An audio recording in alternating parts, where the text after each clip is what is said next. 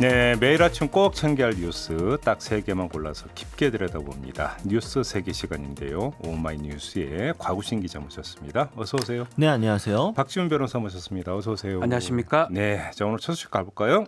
네, 최영전 나이스그룹 부회장의 아들이 부대 안에서 각종 특혜를 누렸다는 이른바 황제병사 의혹에 대해 공군이 어제 감찰 조사 결과를 발표했습니다. 네. 의혹들 중 상당수는 사실이 아니다라고 밝혔고 일부 사실인 부분도 특혜는 아니다라고 했지만 이 반쪽 결론이란 비판을 받고 있는데요. 네. 현재 군사경찰이 별도로 수사를 진행 중인 상황입니다. 그래요? 뭐가 아니라는 거예요, 근데?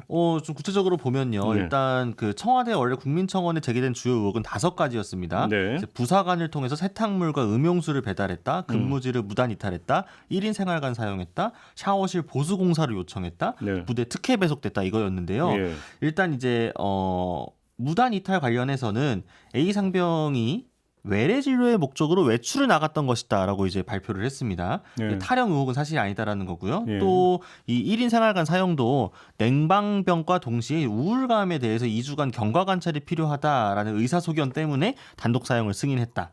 또 그 이전에도 좀 그 기지 으뜸 병사가 먼저 건의를 했다라고 합니다. 예. 부대 샤워실 공사 같은 경우에도 이제 부모가 요청했다는 의혹에 대해서 사실이 아니다. 그 당시 전 여단장과 이 부모가 연락한 사실이 없다라고 이야기를 했고요. 특혜 배송 역시 특기 교육 성적에 따라서 자대 배치가 이뤄진 것이기 때문에 사실이 아니다. 다라고 했습니다. 그래요? 그러면 되게 억울한 거네요. 뭐 이게 사실이라면 뭐 좀 억울할 수도 있겠는데요. 근데 물론 사실로 밝혀진 부분도 있습니다. 그러니까 좀 주저했던 게 이제 세탁물과 이제 음용수 배달이라고 하는 거였죠. 이 A 병사가 이제 피부병 등을 앓고 있다 보니까 부대 내 공용 그 세탁기를 사용할 수가 없어서 네. 처음에는 부모 면회를 통해서 매번 이제 본인의 세탁물을 부모에게 전달을 하고 부모가 세탁을 해서 다시 면회를 통해서 다 돌려주고 이 일을 하다가 코로나19 때문에 면회가 어려워지자 해당 부대의 부사관이 대신 그 세탁물을 받아다가 부모에게 전달을 해주고 나중에 다시 생수와 함께 돌려받아서 잠깐만요. 해줬다. 이게 박지훈 13차례. 변호사님, 네. 군부대 세탁기 없어요? 많아요. 근데 왜 이래요? 너무 많아요. 그러니까 이게 이해가 뭐 특혜 배려 이런 얘기를 하고 있는데 네. 세탁기 부대마다 너무 많고요. 네. 세탁을 자기가 해야죠. 이거를 밖에 내 가지고 그걸 부사관 시켜서 한다는 게 이게 특혜가 아니면 뭡니까? 좋습니다. 모든 병사 세탁을 다 그렇게 딴 데서 해주면 모르겠지만 예. 다른 국군 군인들 다 그렇게 하지 않거든요. 예. 그리고 냉방병 있다고 1인실 쓰는 병사가 누가 있습니까 세상에. 말이 안 됩니다 저는. 그래요? 예. 근데 지금 뭐 이제 발표에 따르면 피부 질환 때문에 공용 세탁기를 사용 못 한다 이런 네, 거였습니까? 그러니까 그 A 상병이 이제 피부병을 앓고 있는 것 때문에 공용으로 세탁기를 사용할 경우 이제 다른 병사들에게 피해가 갈까봐 네. 그 사용이 좀 어려웠다. 그래서 이제 뭐 그렇기 때문에 이제 나름 이제 배려를 한 거라고 병사의 애로 사항을 위한 선의라고 이제 그 공군에서는 설명을 글쎄요. 했는데요. 참 좀 이게 사실이라면 저도 뭐 군에 오래 있었고 네. 인권 관련 업무도 많이 했습니다. 예. 제가 국방부에서 그런 업무를 하면서 다 이러면 좋죠. 예. 다 세탁물을 밖에 다 해주고 군대에서 1인실 쓰면 좋지만 안 되잖아요 여건이. 네. 그 기본 바탕이 평등인 거거든요. 예. 모든 병사들은 같다는 거. 예. 피부 질환 있는지를 확인이 안 되면 군대 오지 말든가. 예. 군대 들어왔잖아요. 잠깐 그렇게 보니까 한 분 떠오르는 분이 계시니까 있긴 있네요. 아무튼 예, 근데요. 일단은요. 예. 그렇기 때문에 사실은 이 감찰에 대해서 뭐 일부는 뭐 수긍을 할 수가 있지만 그래도 본질적인 부분은 이 국민들이 아니면 우리 곽 기자도 군대 갔다 왔지만 공군 병사였죠. 네네. 이해됩니까 이게? 저도 사실 그러니까 저는 이게 사실이었으면 좋겠습니다. 그러니까 정말로 선의를 통해서 이 애로사항을 해결해 준 거고 이 간부가 정말 참된 간부고 공군 부대의 인권 의식이 굉장히 향상되어 가지고 이런 식의 개개인 병사들의 모든 애로사항을 직접 간부들이 나서서 해결해 주는 이런 참된 선진병영이 정말 정착되는 거라면 얼마나 좋겠습니까? 근데 일단 예. 있잖아요. 자, 그냥 군대는 갔는데 피부 질환이 있다는 거잖아요. 네네네. 그러니까 면제 사유가 될 만큼의 심각한 피부 질환은 아니니까 군대에 간 거겠죠. 저는 그거 자체도 이해가 잘 안 됩니다. 그러니까 일단 거기서부터가 좀 이해가 안 되는 이해가 안 건데. 되죠. 그러니까 공용 세탁기를 쓸 수 없을 정도로 피부 질환이 심하다면 그거는 사실은 군대에 그 징집을 한 게 오히려 제가 뭔가- 병역법 시행령 지금 기억을 다 못하고 예전에는 좀 외웠었는데 네. 그 정도의 피부 질환이면 네. 입대를 할 수가 없을 겁니다 아마. 그래요? 현역 복무 부적합 사유가 될 건데 예. 이게 말이 안 맞는 거거든요. 예. 아니 자꾸 단마진이 떠올라서 그러는데 아니 아무튼 근데 그러면 군대 그러니까 그 군 생활을 할 정도의 피부 질환이면 예. 최전방에서 피부 질환을 앓고 있는 병사는 그렇다고 그러면 그 소포로 자기 그 말이 안 되잖아요. 그게 의료를 말이 안 집에 되는 거예요. 보내갖고 다시 받고 일어나요? 그게 말이 안 되는 거예요. 최전 얘가 GOP나 네. 전방에 육군 같은 경우 네. 거기 있는 사람 피부 질환이 있어서 네. 그렇다면 그 빨래를 다 GP 밖으로도 가져갔다가 그래 됩니까? 그게 말이 됩니까?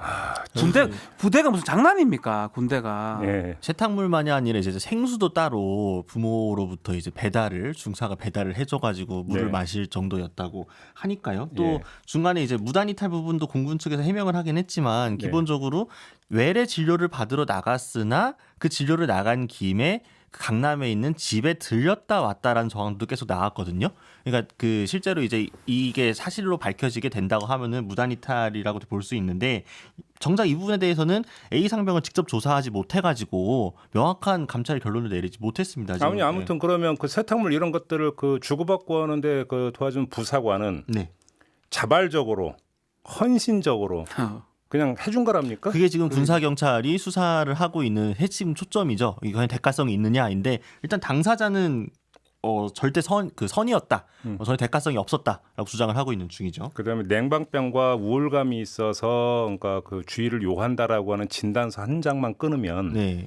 그냥 바로 이제 그 혼자 생활관 쓸 수 있는 겁니까? 이렇게 되면은 지금까지 군대 내 의료 사고는 왜 났는지 약간 의문이긴 합니다만, 근데 근데 그 부분 같은 경우에도 에어컨 사용 때문에 부대 그 생활관 안에 다른 병사들께서 충돌이 있어가지고 네. 기지 내 이제 공군 으뜸 병사라고 하는데요. 그 이제 병사가 먼저 부대에 건의를 했었다라고 합니다. 아니, 이 병사는 따로 1인 생활관을 쓰게 해달라. 아니 우리 그 직장에서도 보면은 이제 에어컨 틀 때 보면 되게 민감한 사람이 그렇죠. 있고 오히려 열 많은 사람이 있어요. 맞아요. 그래서 에어컨 온도 갖고 실갱이 하는 경우가 다반사로 꽤 나타나거든요. 있죠. 사무실에 그런 게 있습니다. 그러니까 그 직장도 전부 다 개인 사무실로 그냥 쫙 정리를 해요. 그래서 이게 감찰을 했는데 네. 이런 식으로 감찰하고 변명할 감찰보다 오히려 그냥 네. 잘못된 부분 잘못됐다 하는 게 맞거든요. 예. 미군도 아니겠죠. 네. 우리 군대는 아직 이렇지 않거든요. 이래 되면 좋죠. 음. 제가 계속 얘기하면 이렇게 되는 게 우리 꿈입니다. 어. 저희 아들도 군대 가면 이렇게 됐으면 너무 좋겠어요. 네. 내가 세탁 다 해주고 네. 안 되잖아요. 안 되는 걸 했으면 잠깐만. 잘못했다고. 변호사님 직접 세탁해 주신다고? 아니 만약에 이게 가능하다면 네. 다 해주면 좋겠어요. 근데 안 되는 거는 안 된다고 얘기를 해야 될 거 아닙니까? 평소 댁에서 빨래 직접 하십니까? 저는 못하는데 하여튼 그렇게 해주면 좋겠는데 안 되는 거잖아요. 안 되는 걸 갖고 이렇게 자꾸 잘했다고 이렇게 얘기하면 말이 됩니까? 아무튼 이제 그 군사 경찰 그 수사는 계속 되고 있는 거죠. 네, 수사는 계속 진행 중입니다. 알겠습니다. 그 결과를 좀 봐야 되겠네요. 네. 일단 아무튼 아무리 뭔가 들어도 납득이 이해가 안 된다. 이해가 안 돼요. 예, 뭐 문자도 계속 그렇게 들어오고 있는데요. 7455님은 부모가 지방에 계시면 어떻게 세탁하나요? 소포요. 5005님은 공동생활 못할 정도로 몸이 안 좋으면 그게 의가사입니다. 그것도 아니면 특혜이고요. 그러니까 이거 군대 갔다 온 사람 다 아는데요. 뭐. 그러니까요. 더 얘기해서 뭐 하겠어요. 다음으로 넘어갑시다. 네, 홍영표 민주당 의원이 대표 발의한 비공개 인사청문법이 계속 논란입니다. 이 네. 과도한 신상털기를 방지하기 위해서 도덕성 검증 부문은 이제 비공개로 인사청문회를 진행하겠다는 건데요. 네. 지금 홍 의원 외에도 44명의 민주당 의원과 최강호 열린민주당 의원이 동참을 했습니다. 네. 이해찬 대표가 또 공교롭게도 어제 3차 추경과 현안의 조속한 처리를 당부를 했는데 여기서 말하는 현안이 대북전단 금지법, 공수처장 선출, 또 도덕성 비공개 검증, 인사청문회법 개정안 등이 꼽히고 있어서 네. 강행 처리 가능성도 불거지고 있습니다. 그러니까 이제 계속 얘기는 항상 나왔던 건데 네. 이제 그 개정안을 발의를 한 거네요. 그러면 네, 2019년에도 민주당에서 비슷한 움직임이 있었지만 이번에 국회가 바뀌면서 새로 다시 올린 건데요. 네. 홍영표 의원이 1호 법안으로 올리면서 논란이 다시 되고 있습니다. 이제 미래통합당은 논평을 통해서 청문회 프리패스법이다라고 지금 적극 반발하고 있습니다. 이게 이제 그 법칙이 있죠. 그 여당은 정책 청문회하고 도덕성 청문회를 나눠서 하자라고 하다가 야당은 반대. 그러다가 위치가 뒤바뀌면 예. 또 정반대. 이건 민주당도 야당일 때 마찬가지였습니다. 그러니까요. 기억날 거예요.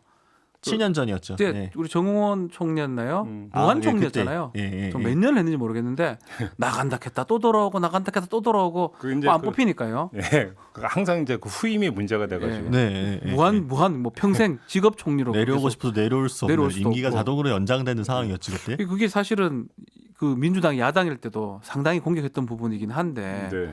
그때 당시 또 자유한국당이었나요? 새누리당 같은 경우는 또 반대 법안을 냈었었고요.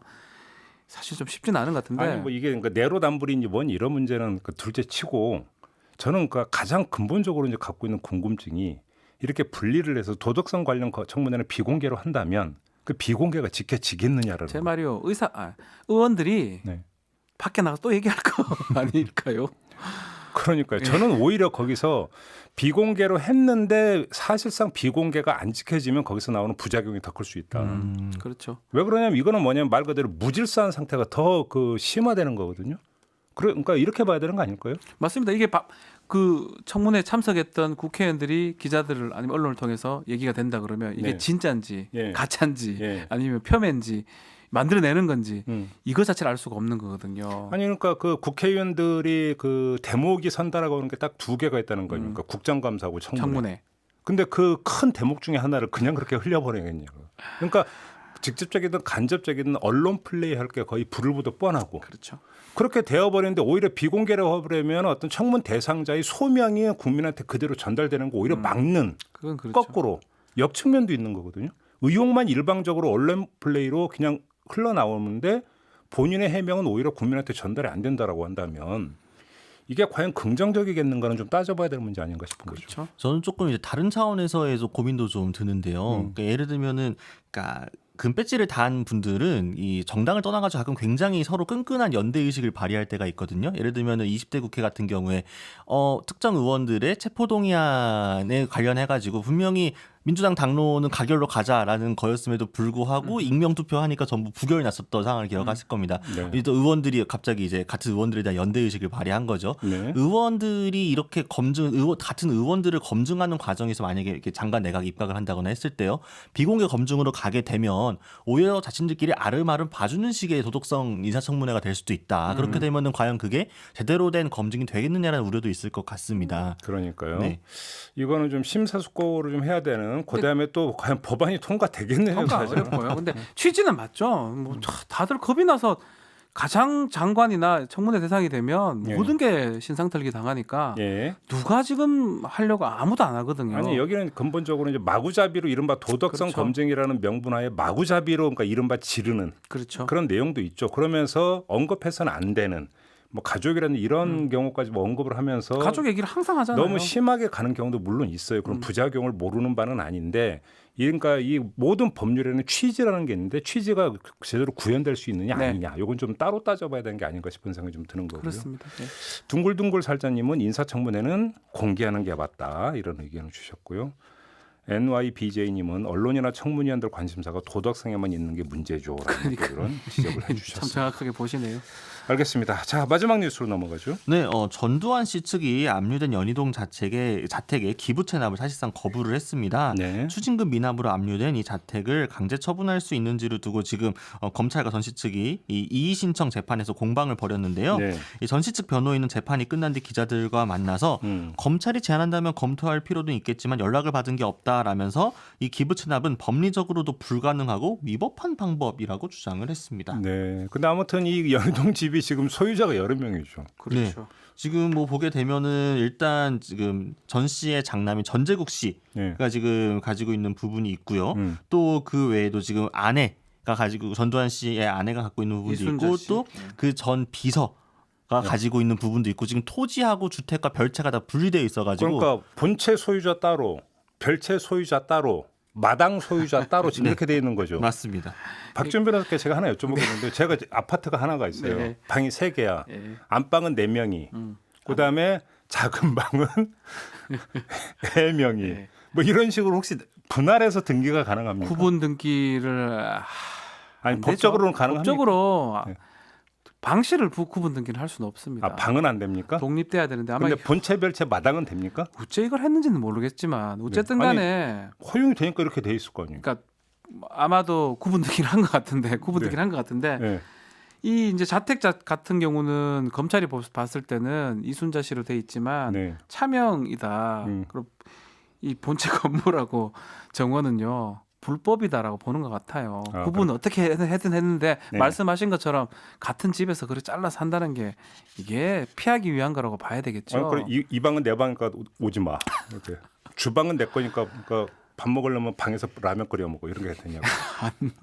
이 집안에는 사실은 불가능한데 법적으로는 뭐 뭔가 뭐 어떻게 했는지 몰라도 일단은 구분을 한 것 같아요. 이렇게 따지는 것 자체가 참. 아니 그렇죠. 그리고 기부 체납 하기로 했으면 네. 이게 조건이 뭐였냐면 살아 있을 동안 전두환 내외가 네. 살아 있는 동안은 있고 조건부 기부 체납이 국가에 증여하는 거거든요. 돈 1,000억을 안 내고 있으니까 한 몇십억 되는 건 네. 내겠다. 네. 그렇게 얘기를 했던 건데 갑자기 이제 말을 뒤집었던 거죠 지금은. 그러니까요. 아무튼 추징금이 지금 그 미납 추징금이 1,000억이 1,000억 넘어요. 네. 그 처음에 2,205억 원을 97년도에 이제 명령을 받았는데 그중에 예. 지금 1,005억이 남은 상황이죠. 예, 아무튼 참 그 편법의 달인이다. 대단하십니다. 예, 이렇게 봐야 되는 거죠. 존경은 아니지만 야 이거 어떻게 자기 집을 짜길 생각을 했는지요. 네, 참.